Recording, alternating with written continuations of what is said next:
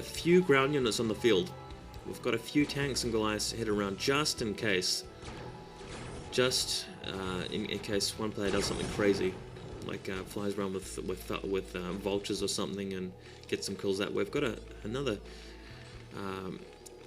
command center. I think both players have a roughly 6 comsat stations each. They're probably not even bothering to hotkey them. I would assume they've got them on the F2 to 4 keys. And using comsats that way maybe. They'd have a few hotkeyed surely, but when you've got a lot of battlecruisers, one thing you probably want to try is hotkeying each battlecruiser to a different hotkey, so 1 through to 9 or whatever, and using that for your fast Yamato cannon. I assume that's how the pros do their fast Yamato, but you're going to be seeing something like that when the battlecruiser fight of the apocalypse occurs. I don't know what I'm going to be doing during that fight. Probably just going, maybe I should do a death growl. I keep getting requests from people to do death growls. That's what I'll do. I'll just do the biggest death growl I possibly can during the fight, and you guys can give me some death growl comments. I can't think of anything possibly strategic that I'll be able to say when everything's shooting each other and it's going to be a total apocalyptic end of mankind, a meltdown. But let's try and count the battlecruisers. I estimate 15 battlecruisers. Maybe we'll go back to the replay and count and award a prize for the person that can guess the battlecruiser number without watching the replay. Oh, people would just cheat. No prize. Yeah, there's got to be between 15 and 20 battlecruisers. That's got to be it. Battlecruiser supply is what, 6? So 6 multiplied by 20 is 120. So that's 120 supply. So he could still afford probably another half a dozen battlecruisers. You could probably fit between 20. I'm just pulling like these stats out of my ass, but it's probably roughly between 25 and 35 battlecruisers that you can possibly field in a game of StarCraft, given the 200 population supply. Bear in mind, both players still have a small handful of SCVs just in case that it becomes a deadlock after this fight, and let's hope it's not a deadlock after this fight, but it could be. Bear in mind also that some science vessels are actually contributing towards the population cap, so we've got that as well, but science vessels only, what, 2 supply?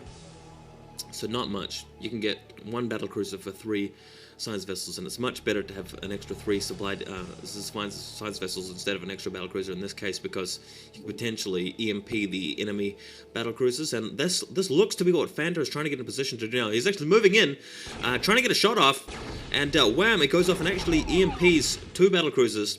So that is something, that's at least 2 Yamatos that aren't going to be used on him. He's got 3 more. Did lose that science vessel in the meantime. And these 2 large forces are getting dangerously close to the fight now. This could be nasty. Science vessel getting in range. This looks precarious. Oh, he actually EMP'd the enemy science vessel. So science vessels EMPing each other. How often do you see that? Trying to get another shot off, and he does. Oh, looks like we're getting in range for a fight now. Things are looking very close. Battlecruiser is getting in range. Fantas bringing a lot of his forces in. Both players have taken a lot of shots at the EMPs. Didong's moving in. Both players firing off the Yamatos.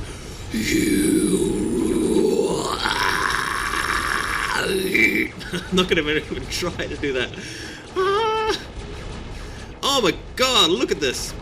All the battlecruisers firing at each other. Not even going to try and do any death growls, but let's look at this. Looks like Didong's losing a lot of battlecruisers now. Fanta's definitely taking the upper hand.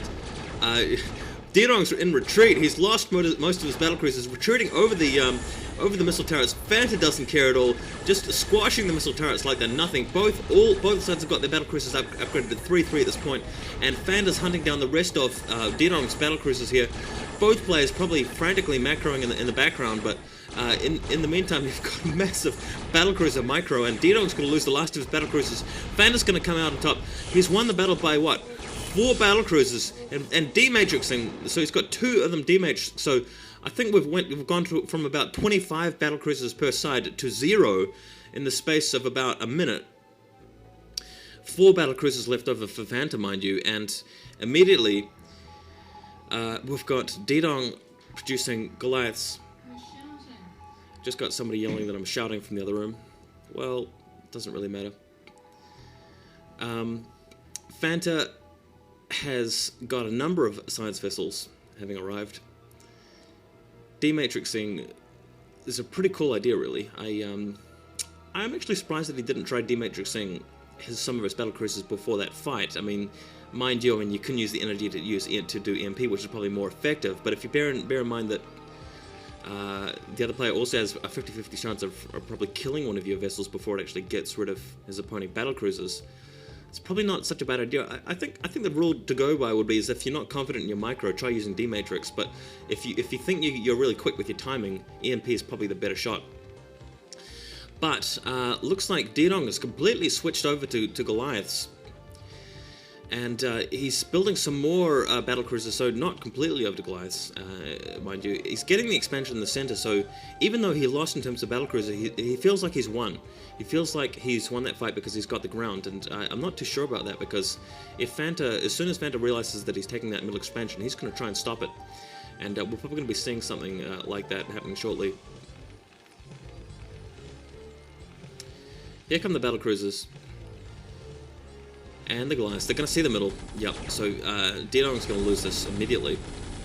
And Goliath's going ahead, forging away and killing the missile turrets. Didong's hanging back. He's rebuilding a lot of battlecruisers there.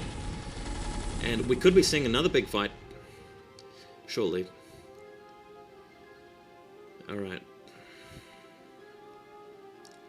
Both players posturing once again, trying to get in a position, probably using a lot of comsats too, a lot of comsats as well.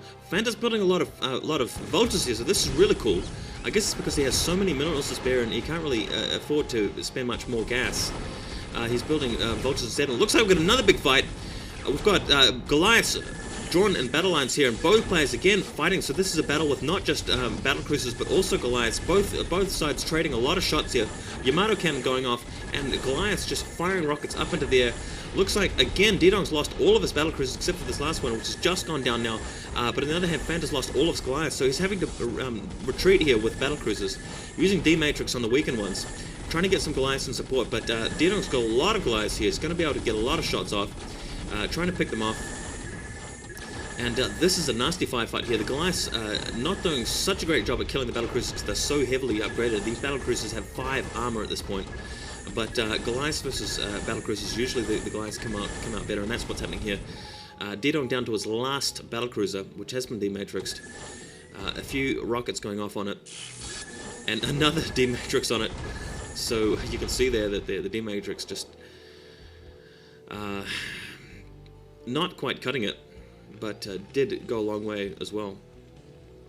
And again, we are at a deadlock, at a stalemate, which is surprising.